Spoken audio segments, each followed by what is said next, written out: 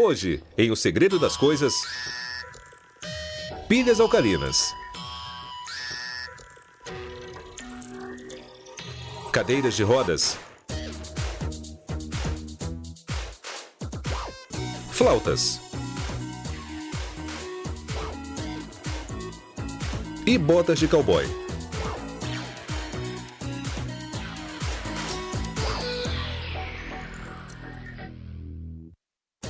Uma pilha produz uma corrente elétrica quando sua ponta positiva, chamada de cátodo, e sua ponta negativa, chamada de ânodo, se conectam através da via condutora no dispositivo operado a pilha. Essa via conduz a eletricidade quando três componentes, dois eletrodos e um eletrólito, interagem. Estas pilhas alcalinas são do tipo recarregável. Elas duram anos dependendo do uso que se faz delas. A fábrica inicia a produção com o corte do aço revestido por níquel em pedaços ovais, depois gradualmente moldando cada pedaço em um tubo chamado de console. O console abriga alguns ingredientes químicos importantes. Grafite, que conduz eletricidade. O catalisador de prata, que reduz o acúmulo de pressão química. Dióxido de manganês, o principal ingrediente no cátodo. Sulfeto de bário, que une os ingredientes do cátodo. Zinco é o principal ingrediente no ânodo, um agente de gel para manter as partículas de zinco suspensas. E, por fim, hidróxido de potássio, que interage com eletrodos para produzir a eletricidade. Esta prensa de 25 cabeças transforma os componentes químicos do cátodo em pelotas ocas. A prensa pode produzir 25.000 pelotas por hora. Uma máquina chamada de prensa de console, então insere 3 pelotas em cada console. 3 porque essas pelotas são tão frágeis que 3 pelotas menores são mais fáceis de manipular do que seria uma pelota grande. Aqui está a inserção em câmera lenta.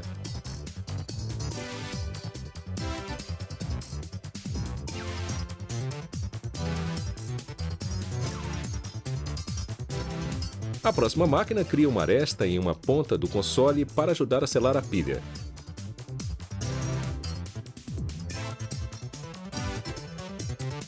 Suportes plásticos chamados de discos mantêm o console no lugar, enquanto pulverizadores aplicam um vedante na parte superior, que é a ponta negativa do console.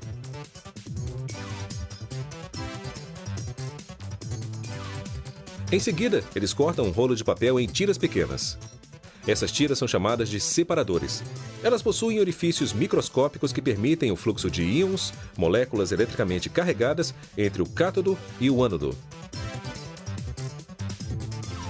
Uma máquina de cola quente derretida deposita uma pequena quantidade de cola no separador, agora enrolado, e sela a ponta positiva do tubo de papel. A cola esfria e endurece no próximo minuto e meio enquanto os consoles são transportados em uma esteira. A próxima máquina injeta um eletrólito, uma solução de hidróxido de potássio. Leva 9 minutos para ele atravessar o revestimento do separador para chegar nas pelotas do cátodo. Bocais então injetam 4,3 gramas de gel de zinco na cavidade do ânodo. Apenas 2/3 do peso do gel são realmente zinco. O outro terço é um segredo cuidadosamente protegido da empresa. É o que torna essas pilhas recarregáveis. O zinco dá ao gel sua cor cinza prateada.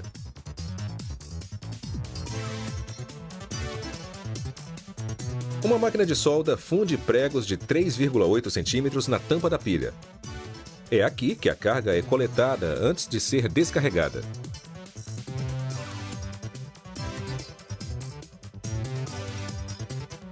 A máquina injeta a tampa quando terminada e outra máquina a insere na ponta negativa da pilha. Esta tampa inclui um recurso de segurança que é essencial para pilhas recarregáveis. Ela pode resistir a altas pressões, mas se o calor ou picos de energia provocarem um excesso de pressão, uma pequena abertura evita que a pilha venha a explodir. A máquina dobra a borda do console para fechar o conteúdo. Depois, uma máquina frisadora com 3 cabeçotes cria uma aresta na pilha terminada para reduzir a possibilidade de vazamentos.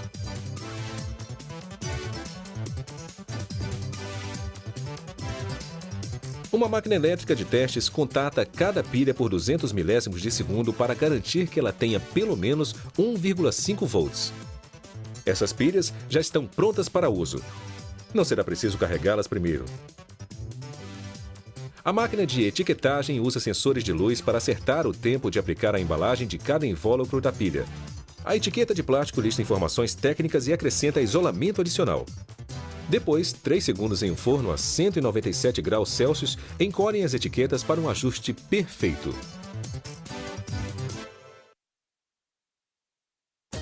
O rei Filipe II da Espanha foi a primeira pessoa deficiente a se locomover sobre rodas.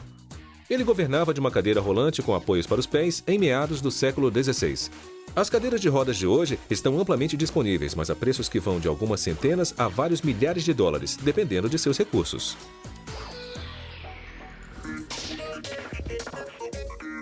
Esta cadeira de madeira, couro e aço é uma antiguidade da Segunda Guerra Mundial. Uma cadeira moderna pode literalmente dar voltas em torno dela. Com mais de 150 opções possíveis de modelos, a cadeira de rodas de hoje se ajusta ao usuário e ao seu estilo de vida. O aro da roda é de alumínio, os raios de aço. É parecida com uma roda de bicicleta, exceto por esses 6 suportes de aço que mais tarde são ligados a um aro para mão para propulsão. Os pneus são pneumáticos com um tubo interno de ar ou rígidos, apenas um pedaço sólido de borracha. Uma máquina estica o pneu para que ele se encaixe no aro da roda. Os montadores instalam 12 arruelas chamadas espaçadores ao longo do aro para a mão. 6 desses espaçadores de 1,2 centímetros podem ser removidos mais tarde para ajustar a largura total da cadeira se necessário. Os espaçadores no aro para a mão se alinham com os suportes na roda. Eles são fixados com parafusos de aço industrial reforçado de 3,8 centímetros. Substituir uma roda e um aro para a mão como este custa mais de 100 dólares. É possível comprar peças de reposição como se compra peças para automóveis através de revendedores especializados.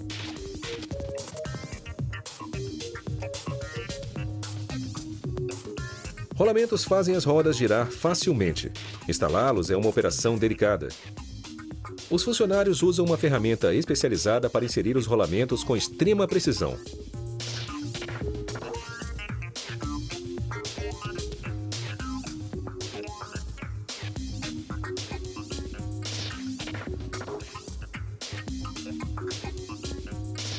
Os pneus são rígidos e não têm uma banda de rodagem porque foram feitos para ambientes com superfícies lisas. Um quadro em X de alumínio é o que permite que a cadeira seja dobrada. Ela é montada com 6 ou 7 parafusos por lado, dependendo da profundidade necessária para o assento que será instalado depois. A parte dianteira da cadeira de rodas é chamada de quadro dianteiro. Montadores lubrificam as peças de modo que elas sejam mais fáceis de instalar. Isso também permite que a cadeira seja dobrada facilmente. Eles instalam o quadro traseiro da cadeira de rodas, depois se certificam que o quadro em X se dobre corretamente.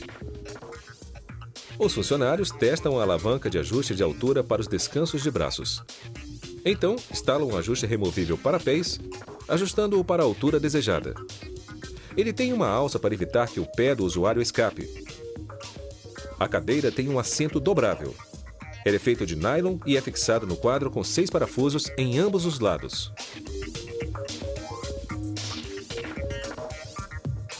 Você pode ajustar a altura do apoio para braços de 20 a 28 centímetros e a tensão no encosto com 3 tiras de velcro. O encosto é feito de nylon e está disponível em 9 alturas diferentes. Os operários inserem o eixo da roda no quadro, ajustando-o para se encaixar com os recursos opcionais, tal como um estilo específico de descanso para braços. O eixo tem um ejetor automático para que possa remover a roda em segundos.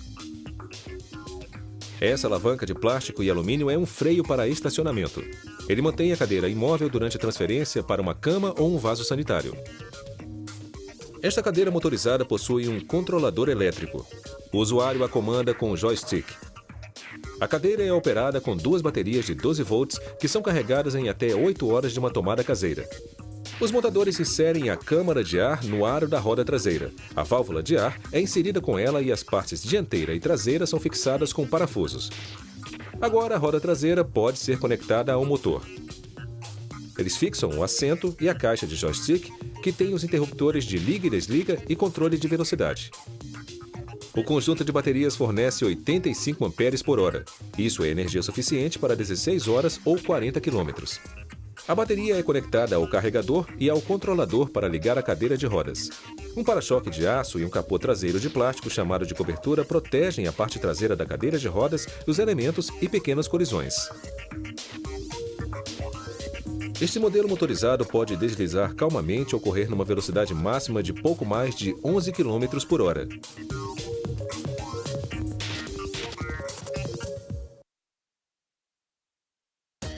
A flauta transversal tem sido um instrumento orquestral desde o século XVIII. Ela é tocada em uma posição horizontal, soprando por cima de um orifício oval no bocal. O ar atinge a borda afiada dentro do bocal, produzindo o som. Esse som é transformado em notas pressionando as chaves que abrem e fecham os orifícios da flauta.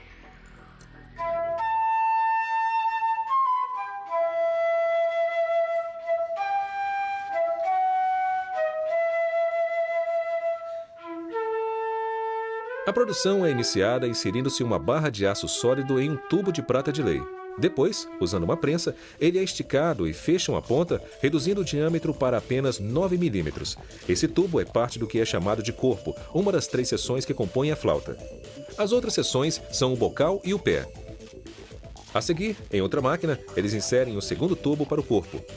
Esse dispositivo faz pequenos furos para marcar a posição de cada orifício de tom, a aresta levantada em torno de cada um dos orifícios da flauta.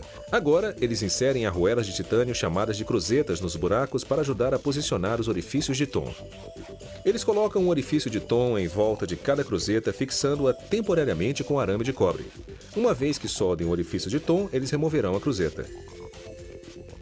Eles soldam pequenos suportes sobre as 3 tiras de metal chamadas de hastes. As hastes e suportes mais tarde vão fixar as chaves da flauta.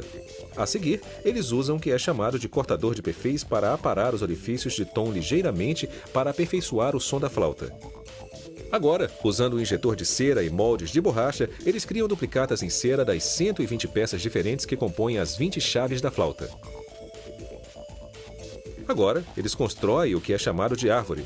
Usando pinças e uma caneta aquecida, eles fundem as duplicatas de cera a um tronco de cera que tem 16,5 cm a 25 cm de altura, dependendo do tipo de flauta.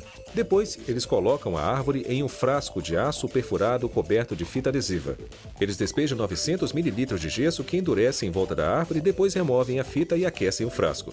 A cera derrete e passa através dos buracos, deixando cavidades de gesso na forma das peças das chaves. As chaves são feitas de pequenas partículas de prata ou ouro. Estes têm o tom avermelhado por causa de seu alto conteúdo de cobre.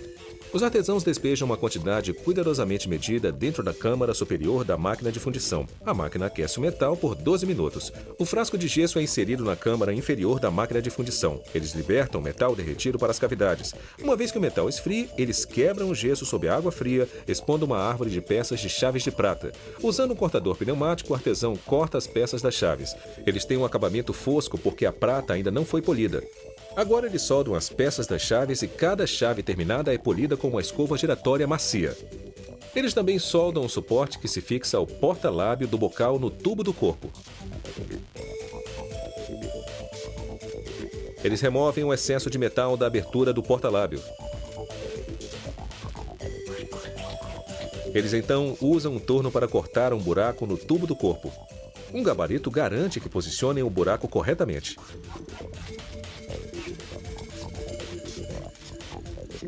Mais uma vez, eles usam arame de cobre para manter as peças no lugar até a soldagem. Eles soldam o conjunto do porta-lábio ao tubo do corpo usando um maçarico de gás e oxigênio. A seguir, eles montam as chaves usando pequenas molas chamadas molas retas. A mola ajuda a abrir e fechar cada chave sobre o orifício de tom correspondente. Eles testam o selo de cada chave chamado de sapatilha para ver se há vazamentos de ar. Uma tira fina de plástico desliza para fora se não estiver corretamente selada. A sapatilha é feita de uma arruela de plástico e uma almofada de feltro envolvida por um invólucro sintético tão fino quanto papel de seda. Uma sapatilha dura aproximadamente 5 anos e é muito caro substituí-la, uns $75. Ela é apenas um de até 100 componentes em uma flauta, dependendo do modelo. As flautas desta empresa são feitas em prata, ouro e platina. Elas variam em preço de 8 mil a 43 mil dólares. Uma vez que todas as chaves estejam no lugar, é feita uma rápida limpeza para tirar aquelas digitais desagradáveis. Um gravador escreve o número de série e o logotipo da empresa. Após 120 horas de trabalho meticuloso, a flauta está pronta para sua estreia musical.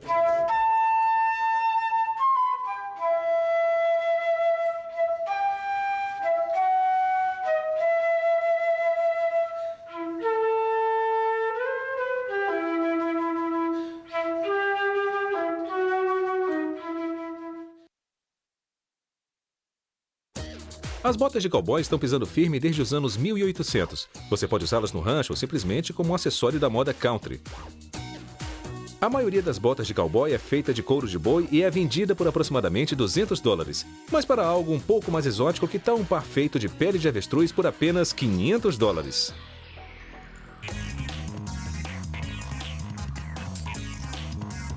A produção começa com uma máquina chamada balancim, que trabalha como um cortador de biscoitos, cortando couro em vários tamanhos de solas, do padrão até o muito largo. O balancim também corta as outras partes da bota, tal como o cano, a seção acima do tornozelo. Essa máquina automatizada de costura programável decora o cano com um bordado. A máquina pode trabalhar em 12 botas de cada vez, usando até 15 cores diferentes de linha. O vapor é aplicado no cano para maciar o couro. Materiais sintéticos não se moldam ao pé da maneira como um couro animal faz, então esta empresa só usa couro de verdade, pele de cobra, de morsa, de bisão, até de avestruz. Botas de couro de boi e porco compõem o grosso da produção porque são as mais baratas. Os operários perfuram o cano, depois aplicam uma camada de um couro de cor diferente para criar um desenho. Esta empresa produz 20 padrões básicos, mas os clientes também podem encomendar desenhos sob medida. Eles forram o cano com couro de porco porque ele é mais permeável que um forro sintético. Os operários costuram as seções do cano, inclusive as camadas internas, de dentro para fora. Um debrum cobre as costuras. Um rolo vira a bota, colocando-a do lado direito, achatando o debrum para um ajuste mais confortável.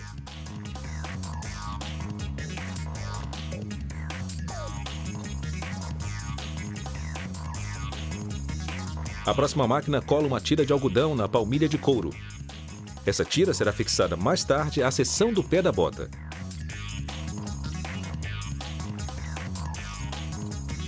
Em seguida, eles fixam a sola temporariamente a um molde de plástico chamado de palmilha de montagem. Isso torna a sola rígida enquanto fixam as outras partes da bota.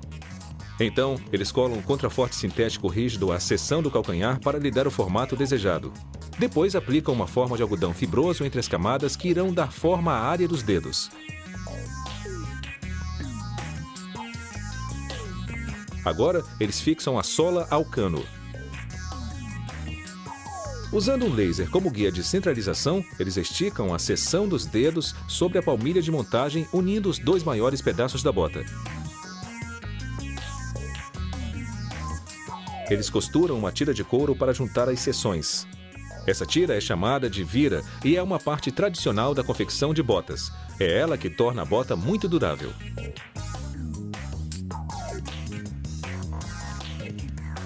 Eles acrescentam uma alma de aço para dar apoio ao arco.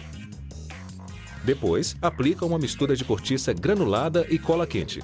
Essa camada fará a bota se ajustar aos contornos do pé do usuário. Eles fixam a sola ao cano com cola industrial. O fato de estar colada, assim como costurada, significa que você pode simplesmente arrancar e substituir uma sola gasta. Esse detalhe estende em muito a vida útil de uma bota. Uma máquina de corte retira o excesso de couro.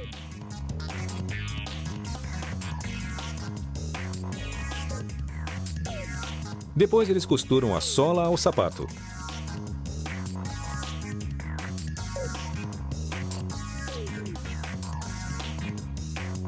Eles costuram usando fios entrelaçados. Isso une as peças com ainda mais resistência. A camada final da sola pode ser de couro ou borracha. Tudo depende de quem vai usar as botas e onde. Um rancheiro no Texas ensolarado pode preferir o couro, mas no frio e na neve, a borracha é melhor.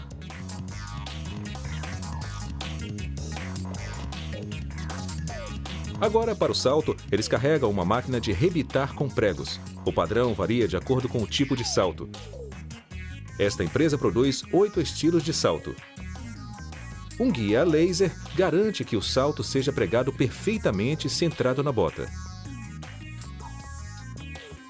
Com um pincel, eles revestem o salto e a cor da sola em uma tintura preta ou cor de mogno.